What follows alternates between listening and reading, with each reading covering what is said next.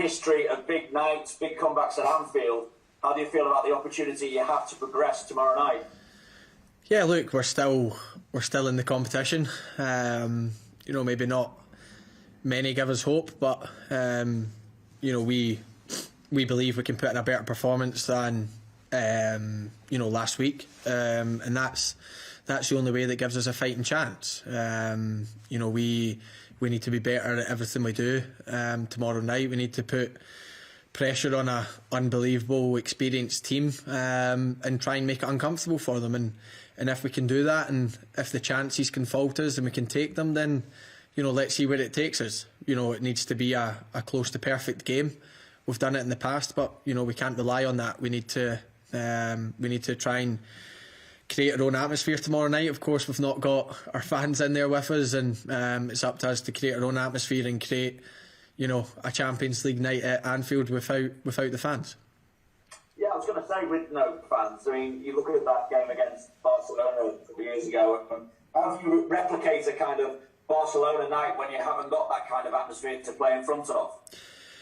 Yeah, look, the Barcelona game, look, I don't think it's any secret, and I think the manager said it before that that wouldn't be possible without the fans. The fans made us feel 10 feet tall. They made us believe even more so. In that changing room before that game, we believed we could overturn it, but walking out to 55,000 other people that believed, it just gave you that extra 5-10%, which makes a huge difference. But tomorrow we need to create that ourselves. Of course, look, our fans are watching at home and they'll be kicking every ball with us, but we need to try and create that atmosphere in the changing room before we go out and on the pitch. And like I said, we need to be better at everything we do in terms of what we did last week. So that's got to be the aim. We've got to have no regrets, and at least if we can walk off that pitch given our absolute all, then we can know that we've left nothing on there, and that's the key. And if we get there, then amazing, and if we don't, then to make it as difficult as we can and try and get through to the semi-final, because we know what's at stake. We know how good this competition is, and we want to be a part of it as long as we can be. And we also saw your reaction to Trent's winner at the weekend. I wondered if that was as much for Trent as it was for the importance of that goal as well, because what have you made of the spotlight he's been under recently, and how do you guys, and you especially, kind of help him through that? And then obviously you take great satisfaction when he bounces back like that. Yeah, look, to be honest, I'd love to say the reaction was for Trent, but I couldn't care less who had scored it. I just wanted the 3 points. At the weekend, we know it's getting to the point of the season where drop points is it just hurts you that bit more in terms of the league positions and things like that. So it was just a huge goal for us. But look, for me, it's a sign of a world-class player. When world-class players don't perform to the levels that maybe they have done, then people criticise them more. People criticise them more than maybe your normal player or your ordinary player. So for me, I know it's hard for Trent, but he should take it as some sort of compliment. And the fact that so much noise has been made about him. But look, for me and for the teammates and for somebody that's close to him and cares about him, it's just about trying to keep his confidence at the highest level, because when it's like that, then nobody touches him. And I thought on Saturday he put in a very good performance. I thought against Arsenal he was excellent. Of course he struggled against Madrid in midweek, but we all did. Not one of us played well, but more gets said about Trent's performance than anyone else's. So look, for me, he's a strong character. He's always been that since he's been a young age, and that's why he is where he is. That's why he's at the top of the game at a very early age, and he'll come over all the criticism. But look, it's just about trying to not let it affect him and try and do what he does on the pitch, because when he does that, then I don't think anyone can touch him. Okay, we'll go to Ian. All the best. Thanks. Cheers, Vinny. We're going to go to Ian next, and then James from TalkSport. So Ian, do you want the next one? Hi Andy, just in the context of this game now, how important was that win at the weekend against Aston Villa? It was important from a league point of view, but the fact that it was at Anfield And this game that you have to turn around is also obviously at Anfield in the context of the run that you've had at home. Yeah, look, our run at home has not been good enough since Boxing Day. In terms of the points that we've dropped, the defeats that we've came to, it's simply not been good enough. And to then get our first win of the new year there, it always makes a difference. And then when you walk on that pitch tomorrow, you've got good feelings instead of negative ones, which have maybe been the case the last couple of weeks with the performances and the results we've had here. But we'll go into tomorrow full of confidence. We've got nothing to lose. Of course, Real Madrid are hot favourites, and so they should be with the aggregate they've got. But it's up to us to leave everything on the pitch, give a better performance than we did last week, and give ourselves the best possible chance to progress, because we don't want to give up on our chances of getting through, and we won't do that until the last whistle's been blown. But we know how hard a task it's going to be, and we know we probably need as close to perfect performance as we can. Okay, James from TalkSport, we'll go next, please. Oh, James, your audio is not coming through, I don't think. We'll try again. Yeah, can you hear me now? There we go, yeah. Perfect, sorry. Andy, we know that a 2-0 victory would suffice tomorrow night. How does the state of the tie affect the way you approach the game, or do you almost need to approach it like it's 0-0, try and go for the win, and then use a bit of game management if you reach the latter stages of the game and you still have the opportunity of qualifying? Yeah, look, I think it's important that we just go into the game as a normal game. Look, we go into every game looking to win.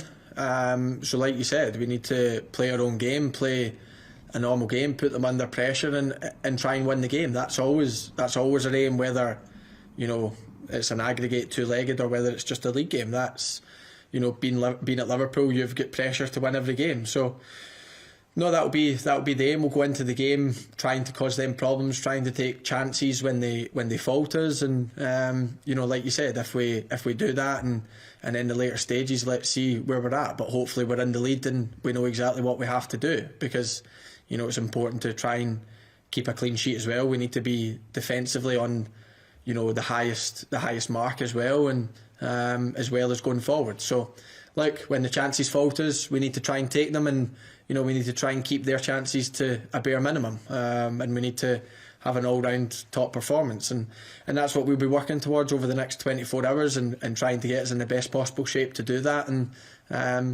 like I said, fingers crossed that will be enough on the night. But we know we're playing against a European giant, a giant that's so good at this competition, and they'll obviously have their own game plan, but we need to make it as difficult as we can for them.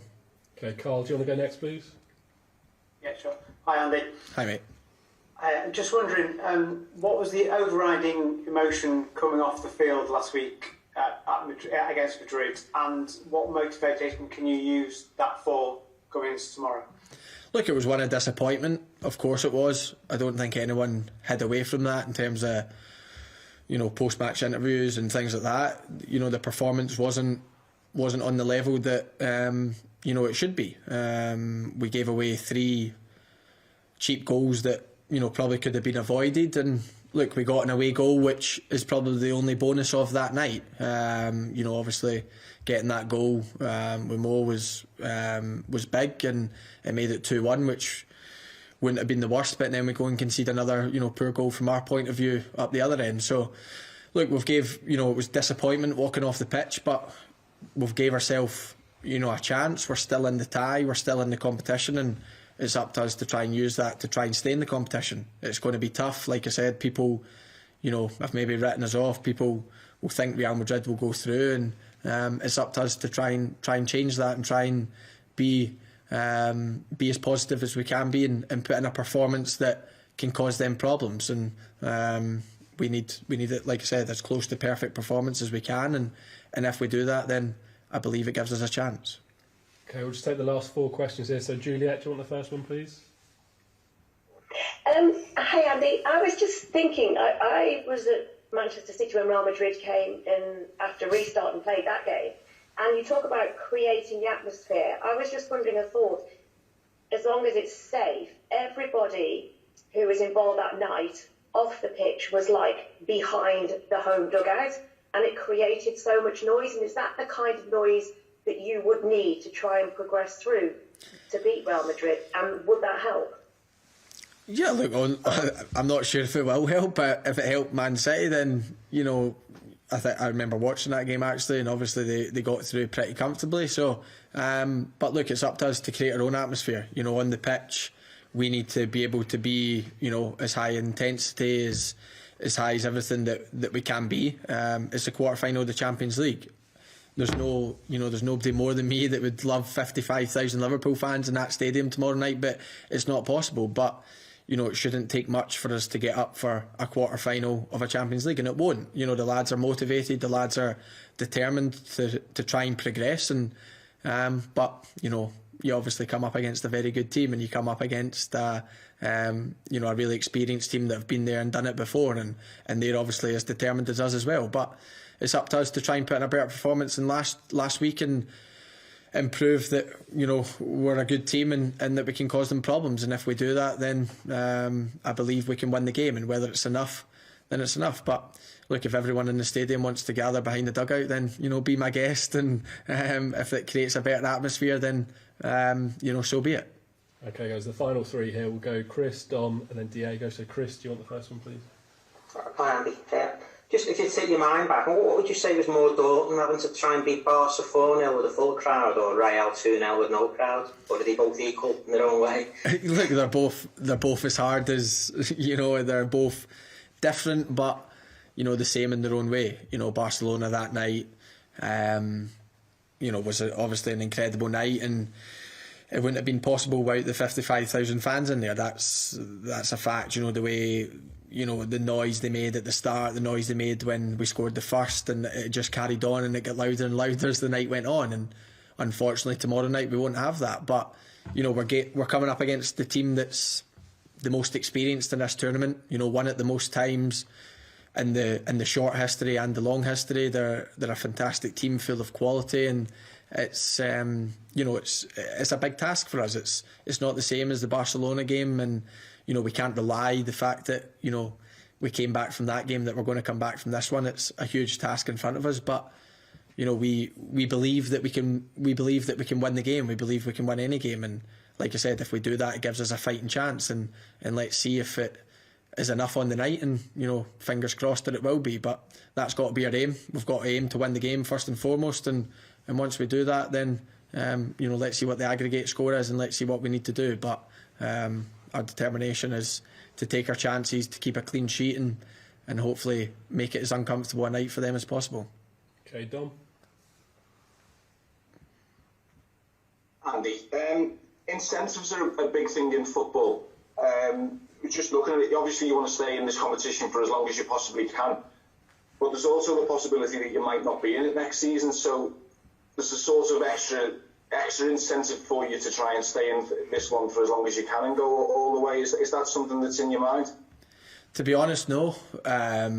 For us, there's a chance to win, you know, the biggest trophy in European football, and, you know, that's all we're going for. We're a team, we're a squad, we're everything connected to this club just now is a team that, you know, luckily we've had a bit of success in the last couple of years, and we want to continue that. We want to not just rest on winning the trophies that we've already won. We want to win more, and that's our motivation. That's our determination. You know, the top four race and everything like that will take care of itself. You know, we need to, you know, keep going in the league and keep trying to pick up points, and hopefully the teams above us drop points. That's of course, you know, we need to do that. But for us, it's you know, tomorrow night's just all about progressing to the semi-final, because we've never looked too far ahead. We're still a long way off the final, and even that becoming a possibility. So all I'm worried about is trying to get into the semi-final of a Champions League, because I know how special they can be, and, you know, we want to be a part of this tournament. We want to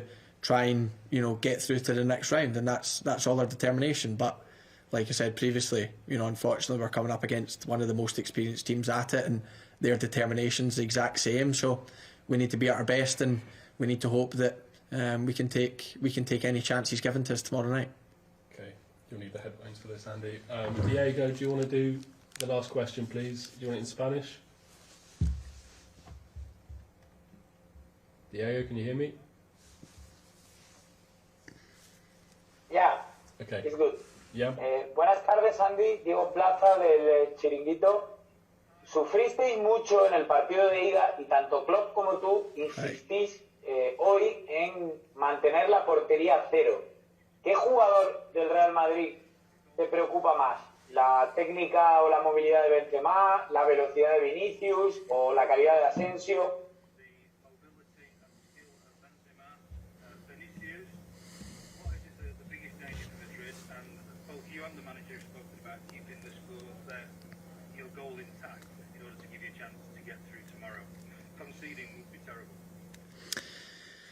Yeah, look, in terms of the players going forward for Real Madrid, they're so high quality. They showed their quality last week. You know, the wingers were both played very well.